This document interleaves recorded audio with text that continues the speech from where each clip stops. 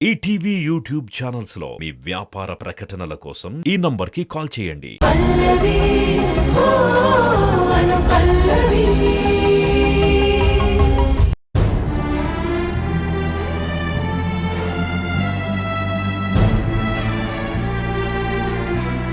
గ్రాని,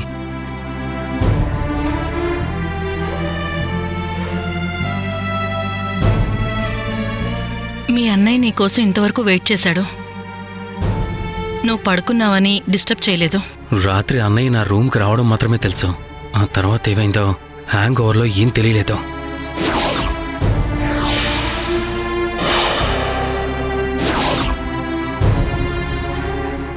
చరణ్, ఏం ఆలోచిస్తున్నావు?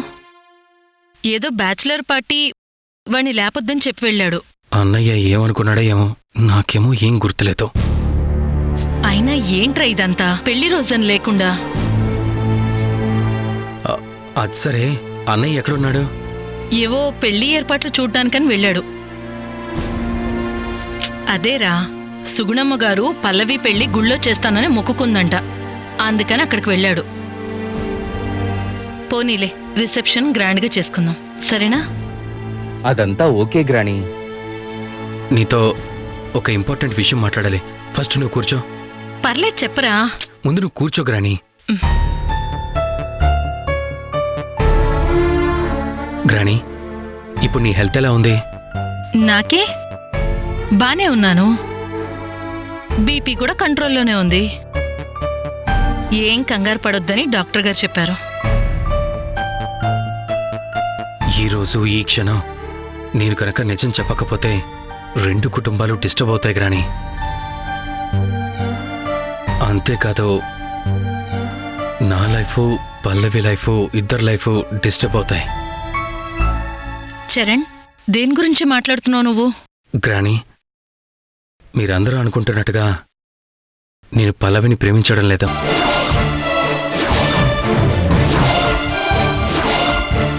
అవును గ్రాని, నాకు ఈ పెళ్లి చేసుకోవడం ఇష్టం లేదు.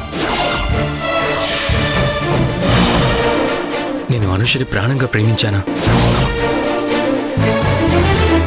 చరణ్, ఆట పట్టిస్తున్నావా? లేదు గ్రాని, నిజమే చెప్తున్నాను. నేను ప్రేమించింది పల్లవిని కాదు, అనుషని. అంటే నువ్వు ప్రేమించింది అనుషనా?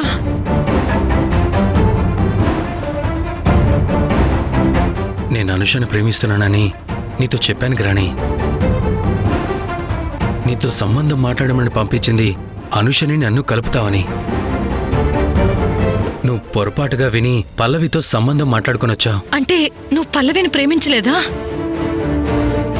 మరి పల్లవి నిన్ను ప్రేమించిందా? పల్లవి నన్ను ప్రేమించిందో లేదో నాకు తెలియదు, కానీ నేను మాత్రం పల్లవిని ప్రేమించలేదు. నా మనసంతా అనుషతోనే నిండిపోయింది. పల్లవిని ఎలా పెళ్లి చేసుకోమంటావు గ్రాని? అయ్యో భగవంతుడా, ఇప్పుడు నేనేం చేయను?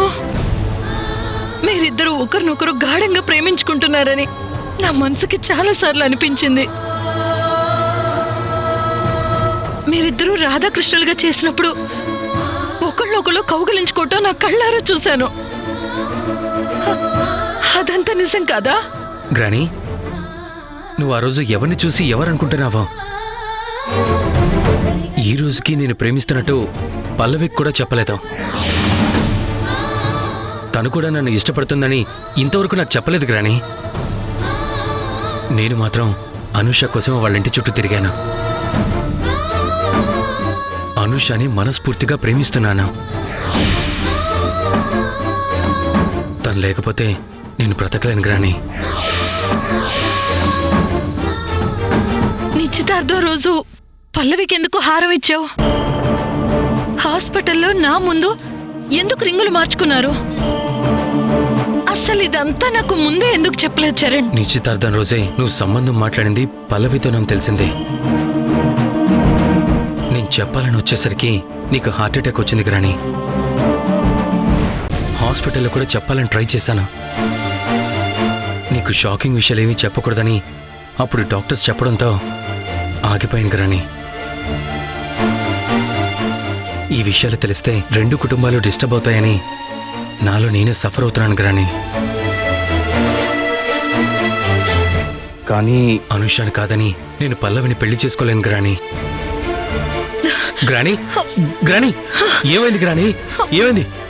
నీకేం కాదు గ్రాని. గ్రాని బాగానే ఉన్నాను చరణ్. తప్పైపోయింది గ్రాని. నేను కన్ఫ్యూజ్ అయిపోయాను. ఇప్పుడు ఏం చేయాలో నువ్వే చెప్పు గ్రాని. అనుష లేకుండా నేను బతకలేను గ్రాని. ఇప్పుడు ఈ విషయం ఎలా చెప్పాలి చరణ్? ఇంకో గంటలో పెళ్లి పెట్టుకొని మా వాడు ప్రేమించింది పల్లవిని కాదు అనుషని అంటే వాళ్ళు ఏమని బదిలిస్తారు? పైగా సుగుణమ్మ ఎంత అపార్థం చేసుకుంటుందో నీకు తెలియదు చరణ్. శుభలేఖలన్నీ పనిచేశారు. ఇప్పుడు ఈ పెళ్లిని ఎలా ఆపగలం? మనం చేసిన తప్పుకి ఆ కుటుంబాన్ని శిక్షించడం ఎంతవరకు కరెక్టో అర్థం కావట్లేదురా. ఈ పెళ్లి ఎలా ఆపాలో నేను చూసుకుంటాను గ్రాని. నువ్వు ఈ విషయం గురించి ఎక్కువ ఆలోచించి స్ట్రెస్ తీసుకోవద్దు గ్రాని. ఈ విషయం నేను హ్యాండిల్ చేస్తానా? సరేనా? నాకెందుకో భయంగా ఉందిరా. ఒకసారి మీ వదినతో కూడా మాట్లాడు. నేను ప్రేమించింది అనుషాని వదినకి కూడా తెలుసు. పల్లవితో నిశ్చితార్థం ఏంటని వదినొచ్చి నన్ను అడిగితే నేను ఈ కన్ఫ్యూజన్ క్లియర్ చేస్తానని చెప్పి అంతవరకు వదిని సైలెంట్గా ఉండమని నేను తనకు చెప్పాను. ఈ విషయం వదినకి చెప్తే చాలా కాంప్లికేట్ చేస్తుంది. నేను వెళ్ళి అన్ని విషయాలు మాట్లాడిన తర్వాత అవసరమైతే వదినతో చెప్తాను. అంతవరకు నువ్వు ఎవరికి చెప్పొద్దు గ్రాని. ఇప్పుడే పల్లవి వాళ్ళ ఇంటికి వెళ్ళి మాట్లాడతాను. గ్రాని ప్లీజ్ నువ్వు కూల్గా ఉండవు, సరేనా? సరేరా. థ్యాంక్ యూ వెరీ మచ్ గ్రాని. నన్ను అర్థం చేసుకున్నావు.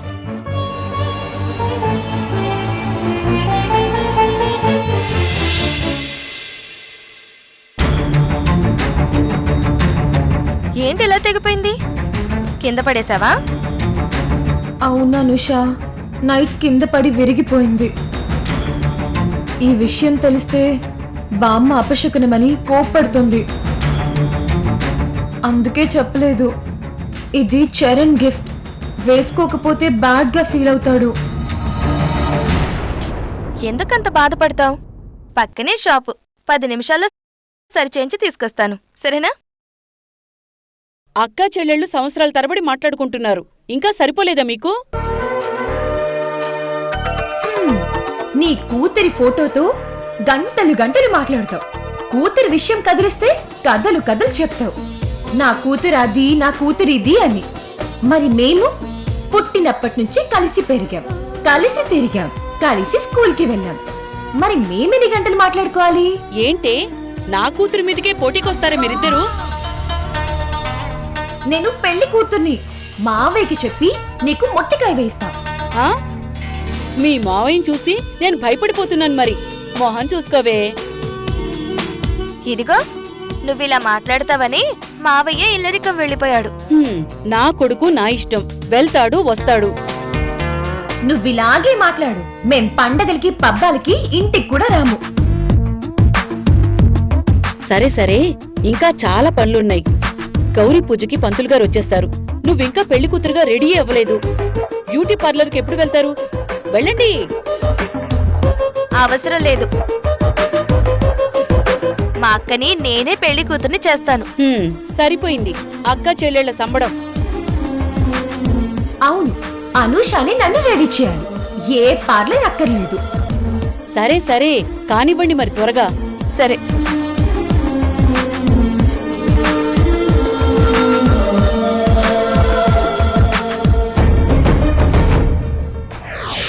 నువ్వు ఈ విషయం గురించి ఎక్కువ ఆలోచించి స్ట్రెస్ తీసుకోవద్దు గ్రాని.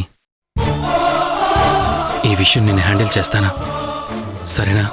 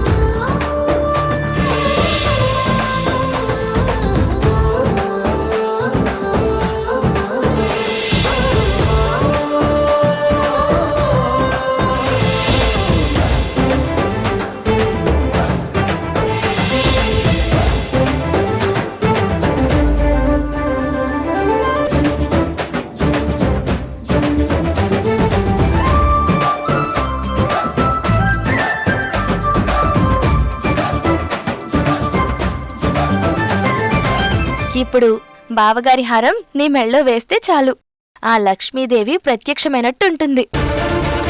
నీతో ఒక విషయం చెప్పాలి అనుష. ఏంటి పల్లవి, చెప్పు. నాకు చాలా టెన్షన్గా ఉంది. ఈ టెన్షన్ నీకే కాదు, పెళ్లి కూతురయ్యే ప్రతి ఆడపిల్లకి ఉంటుంది. చిన్నప్పట్నుంచి పుట్టి పెరిగిన ఇల్లు, మన ఆటలు, అలకలు, సంతోషాలు, వేడుకలు, గొడవలు, అన్ని జ్ఞాపకాలు ఆ ఇంటితో పెనవేసుకునుంటాయి. ఒక్కసారిగా పెళ్లి అనే వేడుకొచ్చి ఆ జ్ఞాపకాల నుంచి మనల్ని దూరంగా తీసుకువెళ్ళిపోతుంది. మన మనసు ఆ క్షణం ఎంత గాయపడుతుందో ఎవ్వరికీ తెలియదు. పెళ్లి కూతురుగా మనల్ని చూసి అందరూ సంతోషంగా ఉన్నామనుకుంటారు.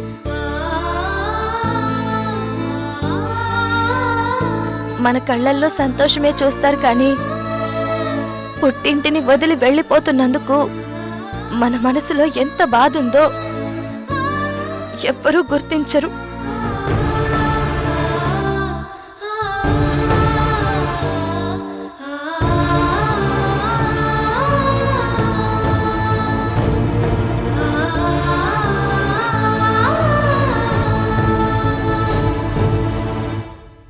పెళ్లికూతురుగా రెడీ అయినప్పటి నుంచి అత్తారింటికి వెళ్లే వరకు మన మనసులో ఎంత నరకం ఉంటుందో ఎవరికీ తెలీదు. నువ్వు చెప్పింది నిజమే అనుష.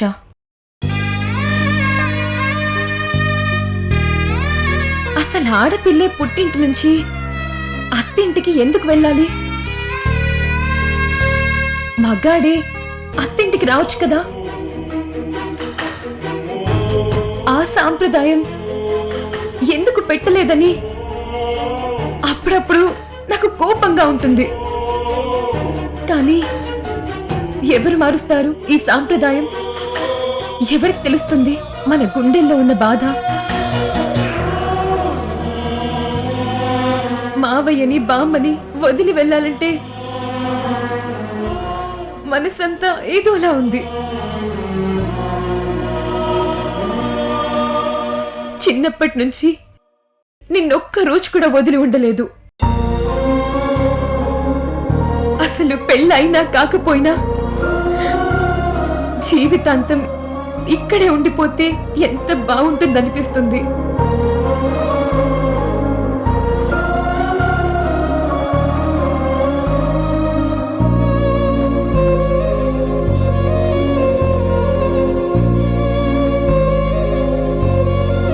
ఏంటి మొదలు పెట్టారా అప్పగింతలు? మేమిప్పుడే మొదలు పెట్టాం, కానీ నువ్వు మా గురించి జీవితాంతం ఏడుస్తూనే ఉంటావు. అంత బాధేం లేదమ్మా. మీరెప్పుడెప్పుడు అత్తగారింటికి వెళ్ళిపోతారా, ప్రశాంతంగా ఉండొచ్చని ఎదురుచూస్తున్నాను. బామ్మా, నిజం చెప్పు. నువ్వు పెళ్లి చేసుకుని వెళ్ళిపోతున్న ఈరోజు గుర్తొచ్చినప్పుడల్లా నా మనసులో ఎంత ఏడుపొస్తుందో మీకు తెలీదే.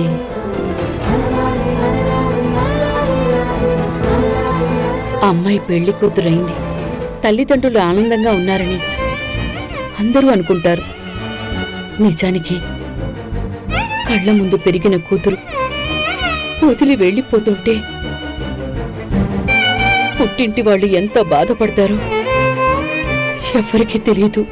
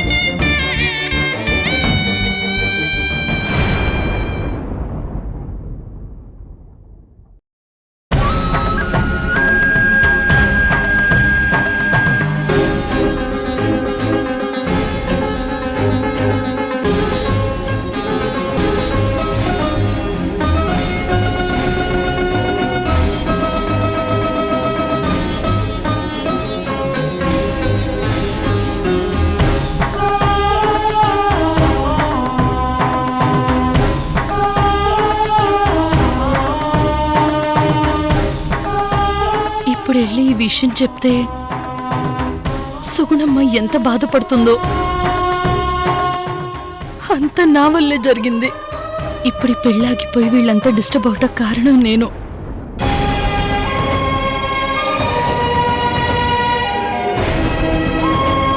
గ్రాని గ్రాని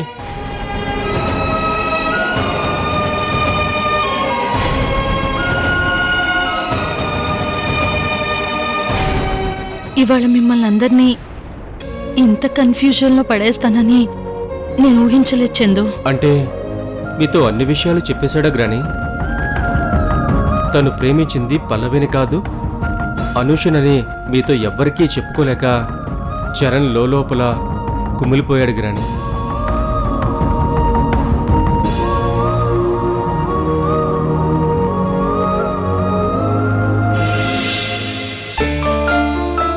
నమస్తే సార్. నమస్తే సార్, అర్జెంటుగా ఈ ఫైల్ మీద మీ సంతకం కావాలి, అందుకే వచ్చాను.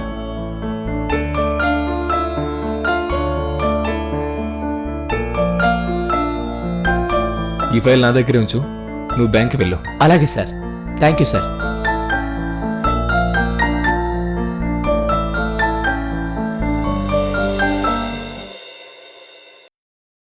ఈ ఫైల్ విషయం పల్లవికి చెప్తే చాలా సంతోషపడుతుంది.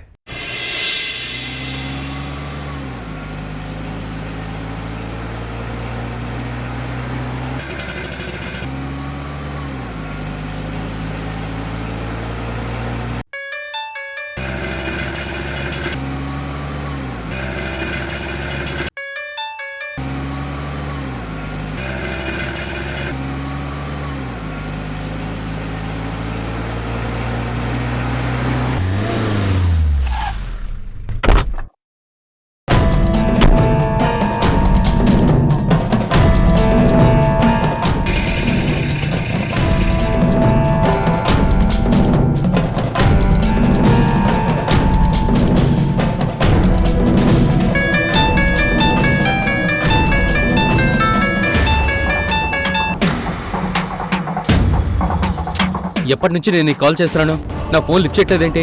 మా అక్కని పెళ్లి చేసుకుంటానని నైట్ చెప్పావు కదా, మళ్ళీ నాకెందుకు ఫోన్ చేస్తున్నావు? మీ అక్కను పెళ్లి చేసుకుంటానని నేనెప్పుడు చెప్పాను? రాత్రి పోలీసుల దగ్గర చెప్పి వాళ్ళని పెళ్లికి కూడా ఇన్వైట్ చేసావంట కదా. అనుష, ఆ పరిస్థితుల్లో ఎవరున్నా అలాగే మాట్లాడతారు. ఎందుకంటే ఆ పోలీసులు మమ్మల్ని ఘోరంగా అపార్థం చేసుకుంటున్నారు.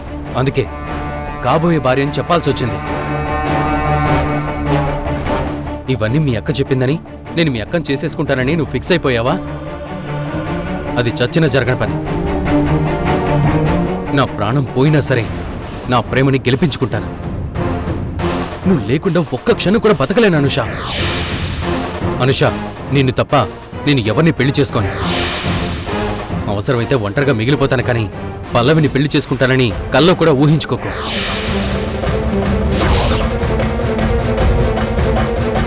ఏదో ఒకటి మాట్లాడు అనుష, సమాధానం చెప్పు. చూడు చరణ్, ఇంకా సేపట్లో పెళ్లి జరగబోతుంది. నాకు ఫోన్ చేసినా ఏ ప్రయోజనం ఉండదు. నువ్వు మా అక్కని పెళ్లి చేసుకో. తను నిన్ను మనస్ఫూర్తిగా ప్రేమిస్తుంది. ఇప్పుడు వెళ్ళి మా అక్కకి నిజం చెప్పే పరిస్థితుల్లో నేను లేను. ఈ టైంలో నిజం చెప్తే భరించే శక్తి, ఓపిక మా కుటుంబానికి లేవు. ముందు నేను చెప్పేది విను అనుష. మా గ్రాని వల్లే ఈ కన్ఫ్యూజన్ అంతా స్టార్ట్ అయింది. నేను నిన్ను ప్రేమిస్తున్నానని చెప్పాను. తను పొరపాటున విని పల్లవితో సంబంధం కుదుర్చుకొని వచ్చింది. తనకి జరిగిన కన్ఫ్యూజన్ అంతా క్లియర్ చేసి తన పర్మిషన్ తీసుకునే మీ ఇంటికి బయలుదేరాను. మధ్యలో నీకు ఫోన్ చేస్తే నువ్వు ఫోన్ లిఫ్ట్ చేయట్లేదు. ఇప్పుడు మనం అందరికీ నిజం చెప్పి పెళ్లి ఆపేద్దాం. అసలు ప్రేమించుకున్నది మనమని మీ మావయ్యతో చెప్పి ఆ పెళ్లి ముహూర్తానికి మనం పెళ్లి చేసేసుకుందాం. అదే ముహూర్తానికి నాకు అనుషాకి పెళ్లి చేయండి. అప్పుడు మన రెండు కుటుంబాల పరువు కూడా నిలబడుతుంది. నువ్వు చెప్పడం అయిపోయిందా చరణ్? ఏంటంటే ఇంత దూరం వచ్చాక అనుషతో పెళ్లి చేయడం అసంభవం. పల్లవిని పెళ్లి చేసుకోవాలి.